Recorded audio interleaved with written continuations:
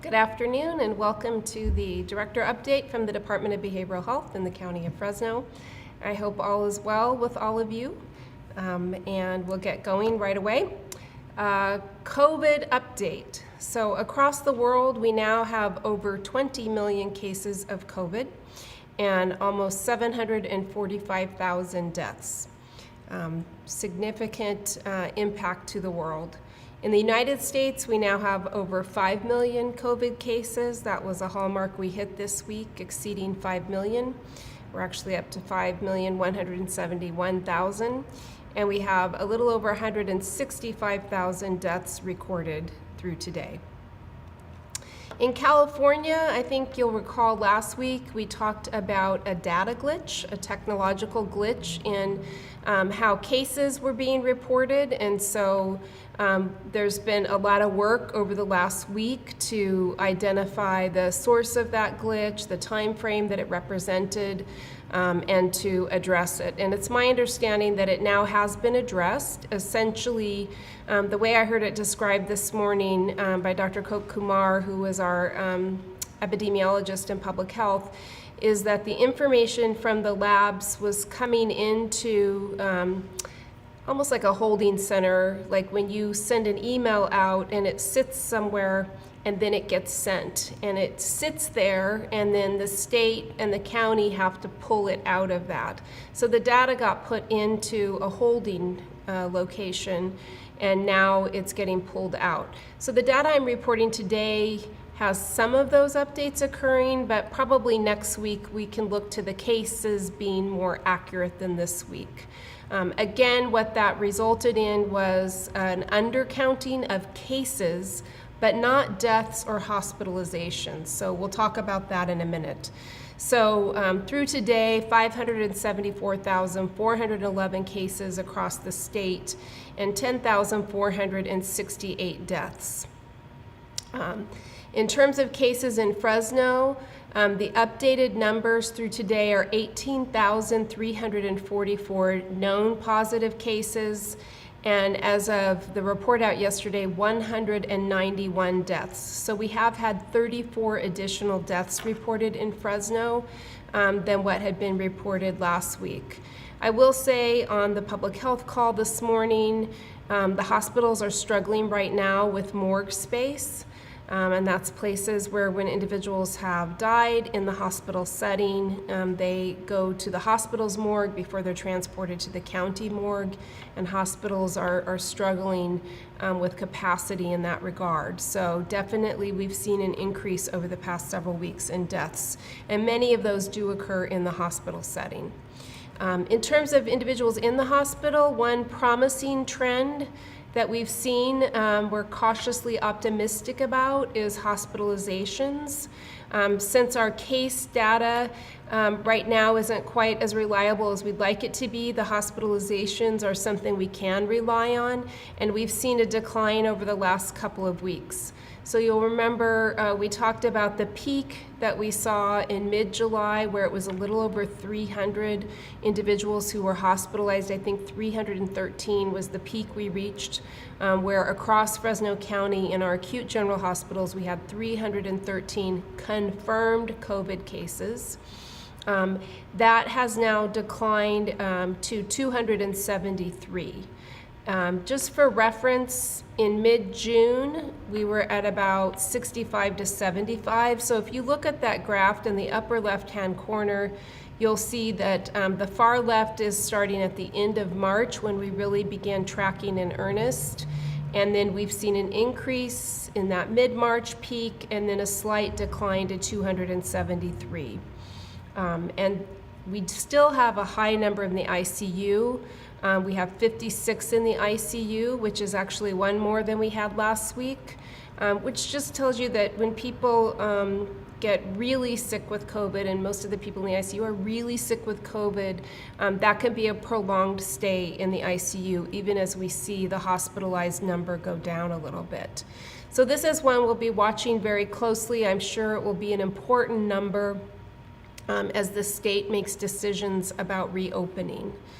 And so the next slide is that statistics that are looked at by the state.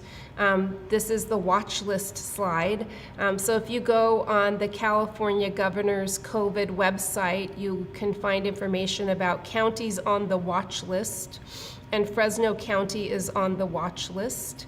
And so here you'll see that our new cases have declined a little bit over 14 days, but remember, we're not entirely certain that those are absolutely accurate. But our deaths have increased. We had 53 deaths over the prior 14 days through last week, and we've had 71 in the prior 14 days as reported out this week. And so we did go down a little bit in our test positivity, but that's also a number that we're watching closely. We're not entirely certain that that's accurate until we get caught up with those lab result backlog. And so these are the things, the rolling averages is what the state has been paying a lot of attention to and what has gotten a lot of counties on the watch list with the additional restrictions on things like indoor dining and getting a manicure, that kind of thing. And so these are this is the slide that the state watches very closely. All right, so I'm going to talk a little bit today. You guys know I like to throw a little education in here. So we're going to talk about COVID and the term called R naught. So on the screen you see R, it looks like maybe O or 0. It's actually a 0. And that's referred to as R naught. And this is a measure of the basic reproduction number of any infection. And what that means is, what is the average number of new infections that are generated by each infected person on average? So if the R naught is high, that means that it's a disease that's easily transmitted. If it's a low number, it means it doesn't transmit easily. The R naught presumes there's no pre-existing immunity, which that means that the population hasn't been exposed previously and no one has been vaccinated against it. As you begin to get broad immunization for different diseases, your R naught goes way, way down, almost to 0. And so it's typically a number used for what is the spreadability if you have an unvaccinated, not previously exposed population.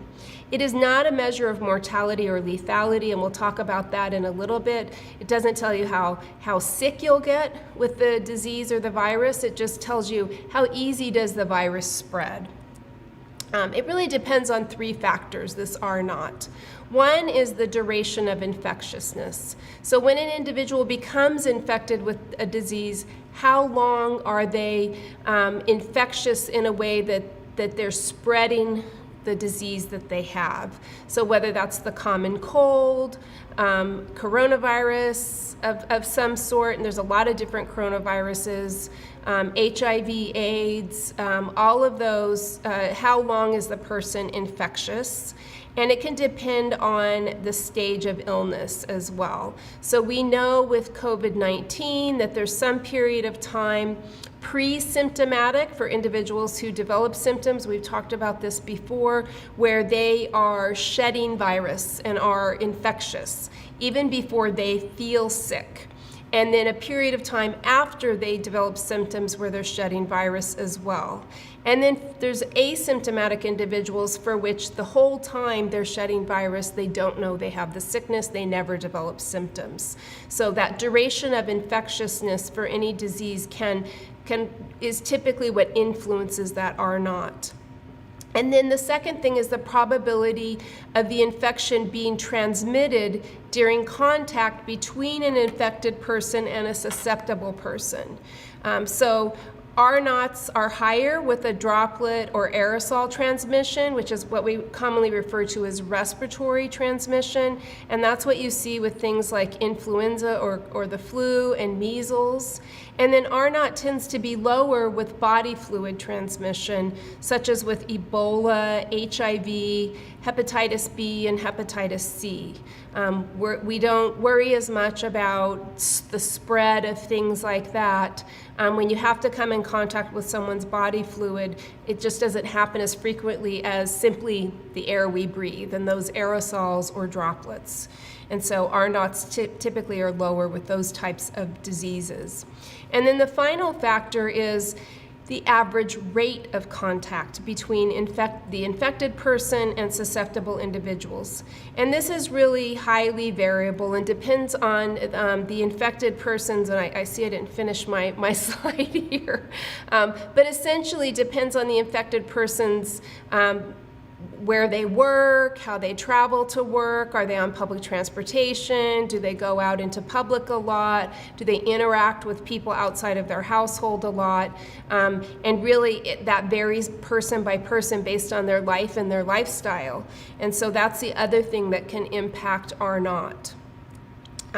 So the first two that I mentioned are really affected by the characteristics of the pathogen itself and the host. So different illnesses have different periods of symptomatology and different periods of time where, due to the nature of the pathogen, the virus, the bacteria, they can infect other people. And then that probability in terms of the respiratory nature versus body fluid really has to do with the pathogen and the host. And then the last thing is behavior. So the types, how we live our lives, how we travel, how many people we interact with, has nothing to do with the pathogen itself, and it's really the behavior of the host. And so if you're infected with a virus or a bacteria, you're the host. Okay. So some challenges with R naught is that true R naught, along with true mortality rate, really are not known until the outbreak is over. So it's predicted, and then it's an average. And so just like that last example where I gave in terms of behavior, while one individual's behavior, they may interact a lot with the public and they may travel on public transportation, they might end up being a super spreader, but they don't necessarily represent the entire population. So I don't know if you've all heard of during the Spanish flu pandemic in 1918, there was a woman who infected 34 people, and she was known as Typhoid Mary. She was a super spreader. So due to the nature of how she interacted with people and how the virus manifested in her, she infected a lot more people. But because she was just one person, the R naught for Spanish flu isn't 34, it's the average of all of that. All right, next slide. So if an R naught is less than 1, that means that the number of new cases will decrease over time. So if you spread to very few people, like some people might not spread to anyone, and on average it's fewer than one person gets infected by every infected person, then the outbreak's going to end on its own. And they think with a lot of viruses that this happens multiple times over time before it takes root. So there might be one person in a remote area that gets infected, but they never spread it to anyone else. Maybe it jumped from an animal to a person in that one situation, but it never spread anywhere else. And that could happen months before an outbreak, years before an outbreak, even decades before an outbreak, where that could happen multiple times, where one or not very many people get infected, and because they don't behave in a way that exposes a lot of different people, they don't infect others. And so that's how an outbreak dies out. R naught of 0 means the cases are stable. You shouldn't expect any more at all. And that's why we really call R naught a measure of the impact on unvaccinated people. And then an R naught greater than 1 means that the outbreak is self-sustaining. If you don't do something to stop it, it's going to keep growing and will continue unless those control measures are implemented.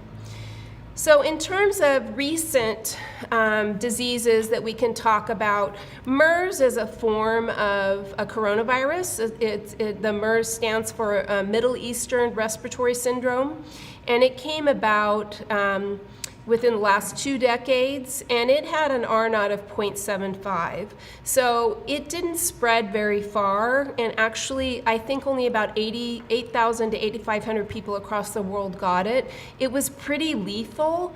If I'm recalling correctly, it had about a 34% mortality rate, but because it wasn't easily spread, they were able to contain it. H1N1 had an R naught of 1.5. The 1918 influenza had an R naught of 2.2, so on average, a little over 2 people were infected by every person who got the 1918 flu influenza. COVID-19, they believe at this point is a 2 to 3 R naught, so they believe that on average, each person that's infected is infecting 2 to 3 other people. Seasonal influenza, this slide says 0.9 to 2.1. 1.3 is the generally accepted by most research studies, so it's probably a little, right around half of what COVID-19 is.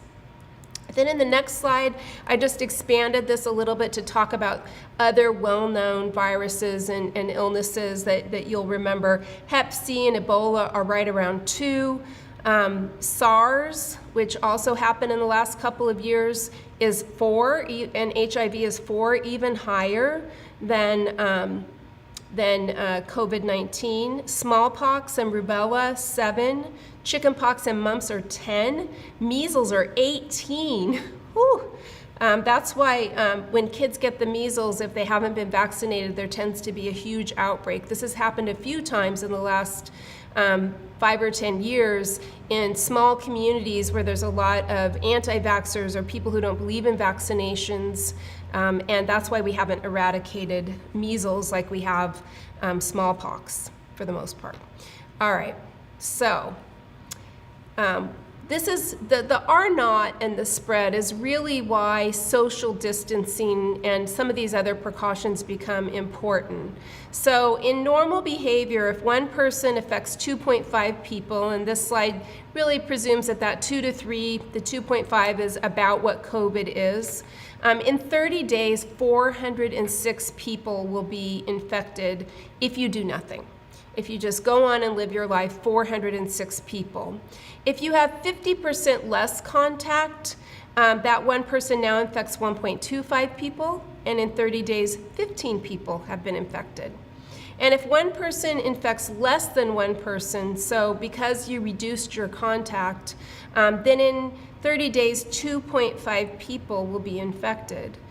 So I hope you can see that with this example, because of how exponentially something grows, the more people that are infected by each individual, the more quickly you can have this type of virus spread across society.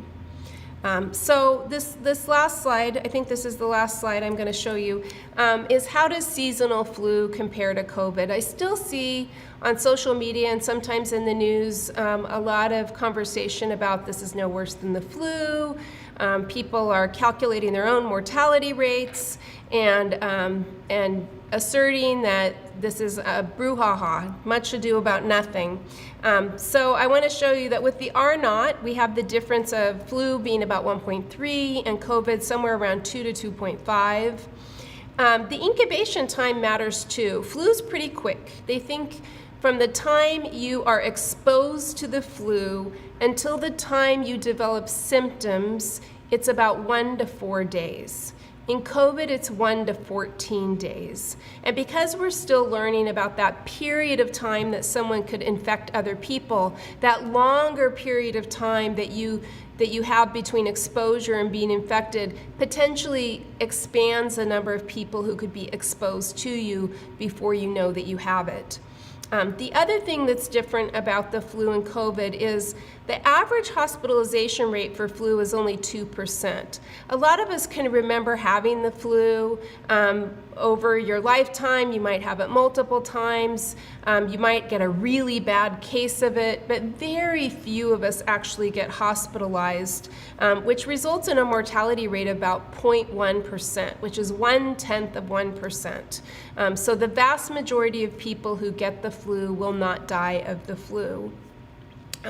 However, 19% of individuals who get COVID are hospitalized. That's about 10 times the number who get hospitalized with the flu, and about 3.4%. I think it's going to end up being closer to that 1%, but that's still 10 times as many people will die of COVID than die of the flu.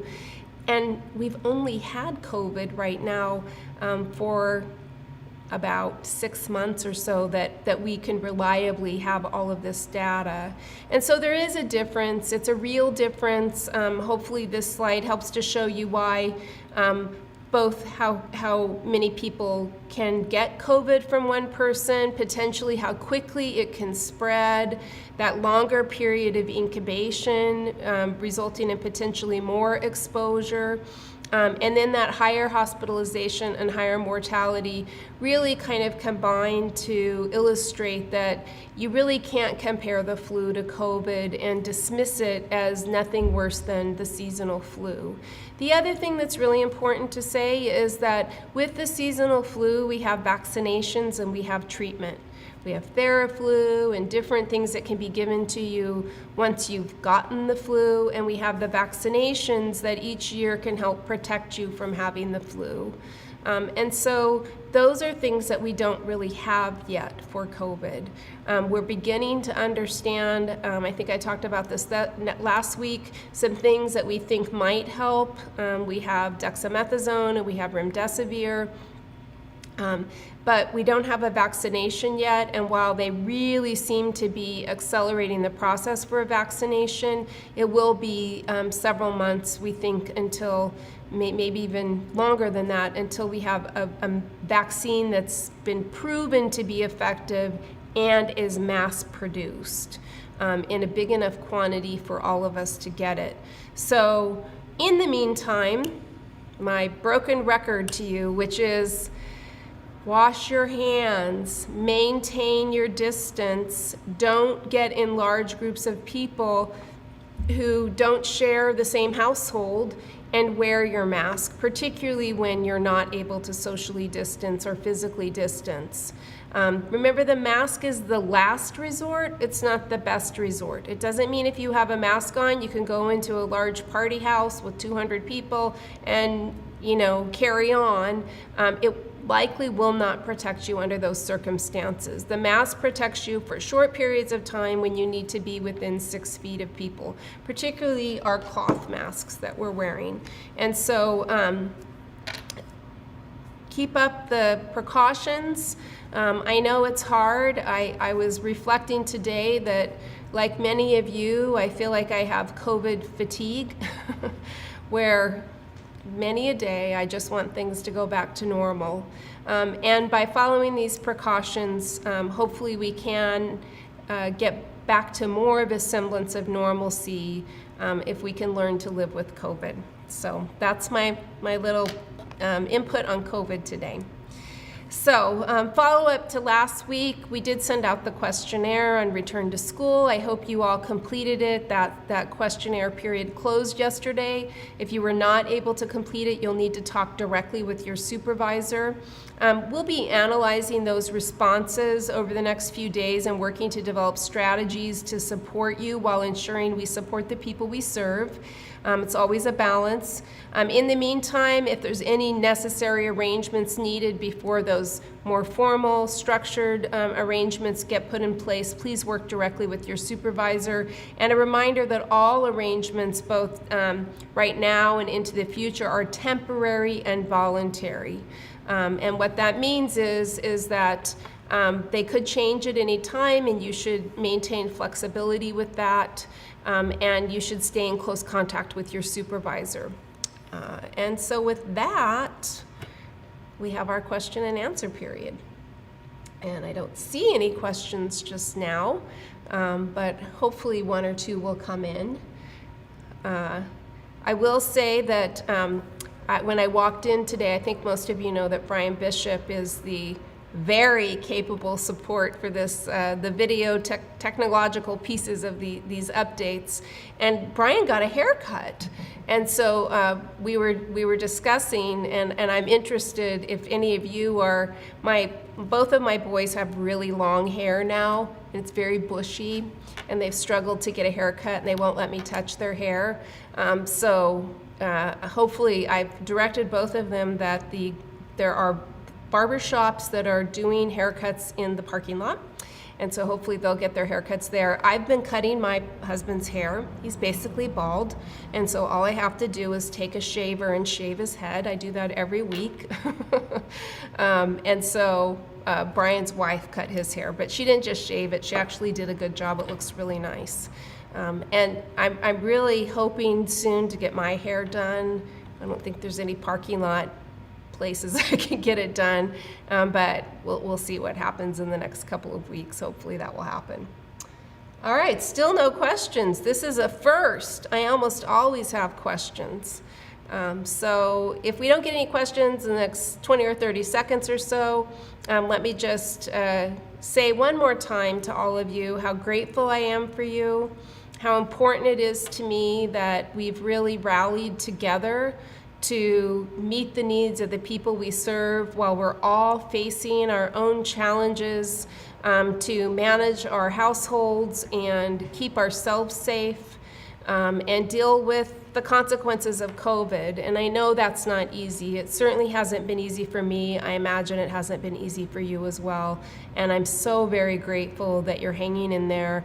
And if you're struggling to hang in there, quick reminder, take care of yourself, take your breaks when you need them, whether that's a break throughout the day or a day or two off or a week off. As you all know, I've done that a few times during this to help maintain my own mental health. And if you need help, you should get help. We have our employee assistance program. There's also a lot of behavioral health professionals out there who are able to help you meet your mental health needs if you're not able to do it yourself. And we're human too. And so we've got to all not have that own stigma that we tell our clients not to have. The people we serve, we want them to not feel stigmatized to get help, and neither should you. Okay. People want to see Brian and his haircut, and so I'm going to step aside and make him come over and show you.